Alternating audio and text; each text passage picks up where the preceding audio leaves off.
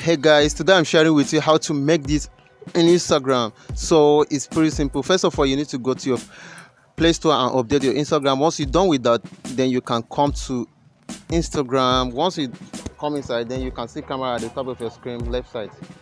Click on that, then you can see a lot of effects. Just scroll once, just click down button, then you can see search button, browse effects, click on it. You can see search button at the top, click on search button, then you can see type Floppy, no, just Floppy, that's all. So you can see a lot of effects will come out. You can see this particular one, that's what we need. Just click on it. Whoa, so let's try it.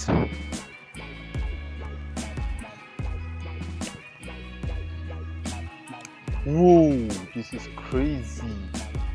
You can share this to your Instagram, TikTok, anywhere you wish. So hope you guys like the video. I'll put the app that you can record your screen with in the description. I'm out. Peace. Woo.